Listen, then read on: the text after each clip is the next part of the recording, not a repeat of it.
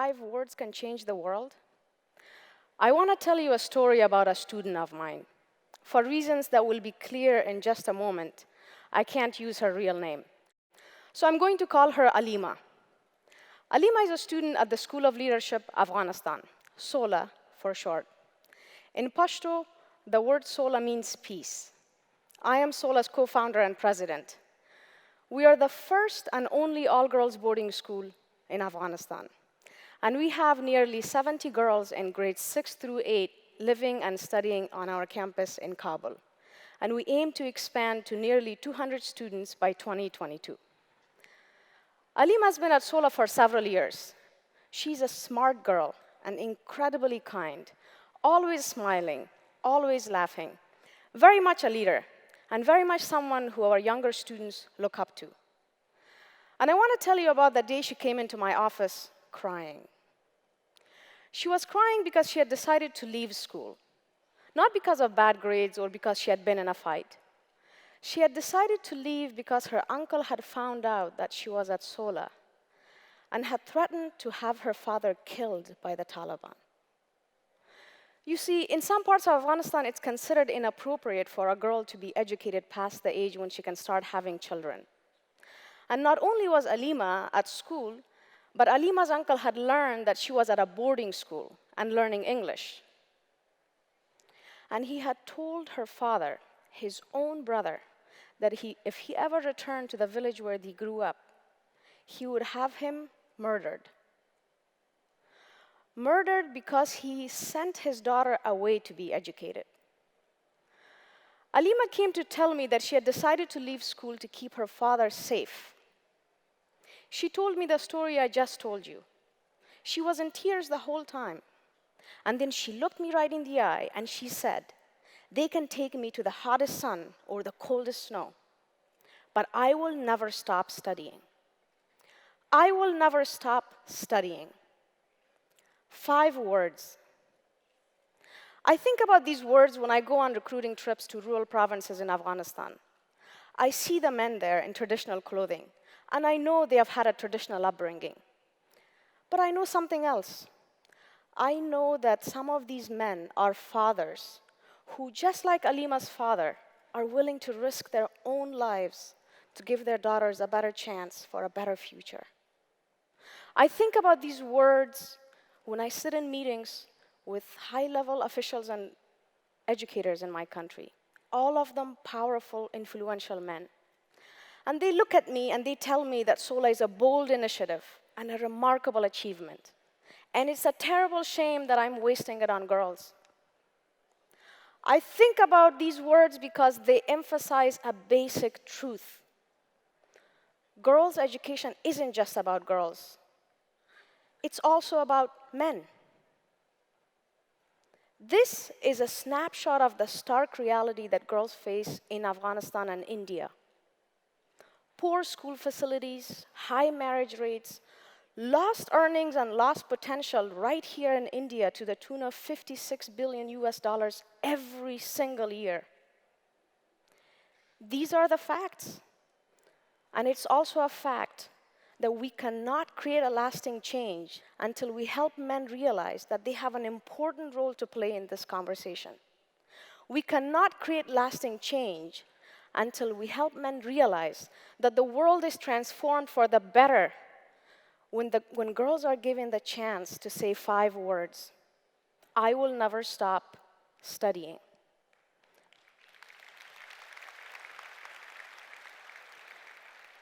Some of these changes are immediate. Their economic effects will impact everyone in India. And no, that is not a typo. If 1% more Indian girls were enrolled in secondary schools, just 1% more, GDP would rise by nearly 370 billion rupees. Other changes are long-term, and as you can see, their environmental effects will impact everyone on Earth. Girls' education is a lever by which we move the world to a better, healthier, safer place. It is a lever, but it's one that we need everyone's help to operate. Women, yes, but men too. So fathers, husbands, brothers, sons, we need your hands as well. We can't do this without you. As educators, as thinkers, as activists, as men and as women, every single one of us here have the right and the responsibility to start this conversation and give girls the power to say, just like Alima did, those 5 life-changing words: I will never stop studying. There is no better time than now and no better place than in India. On my way to India, I was thinking about something Badshah Khan said. I have great respect for his faith in nonviolence, and I'm sure some of you know this quote. It's really beautiful. He said, if you wish to know how civilized a culture is, look at how they treat their women. I was thinking about that quote coming here. and I was also thinking about that recent survey by the Thomson Reuters Foundation. You know the one I mean? The one that named India as the most dangerous country on earth to be a woman. Do you know the country they named number 2? Afghanistan. We all know the reasons why. We have read the stories in the news and we have watched them on TV. But let me tell you another story. And this is one you haven't heard in the media. This is the story of a woman right here in India. Again, I can't use her real name, so I'm going to call her Meera. Meera comes from a city in southern India. Her father didn't have to send her to school. More than 25% of Indian girls are married before they turn 18.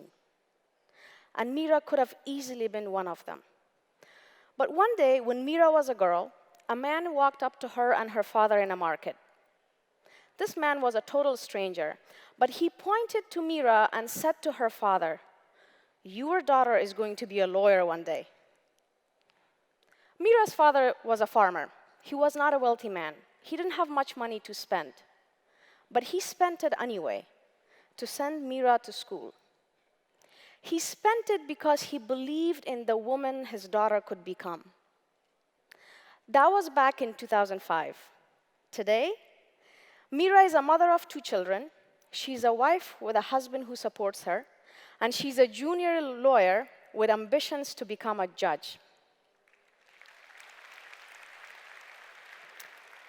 If you wish to know how civilized a culture is, look at how they treat their women.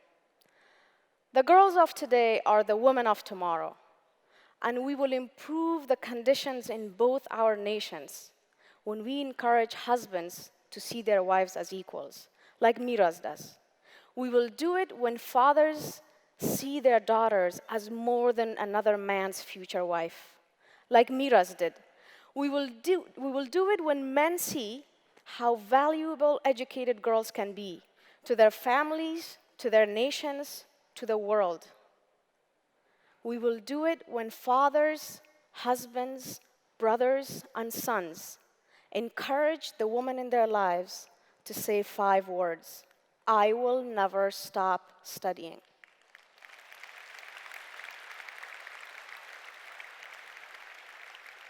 This isn't just a dream.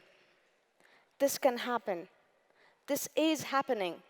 It is happening right now with Meera here in India, and it's happening right now at SOLA in Afghanistan with a girl named Alima. My team and I worked with her and her father to come up with a solution that allowed her to stay with us at SOLA. I can't say more about the solution because there is still risk. Very real risk. Her father accepts it. She accepts it.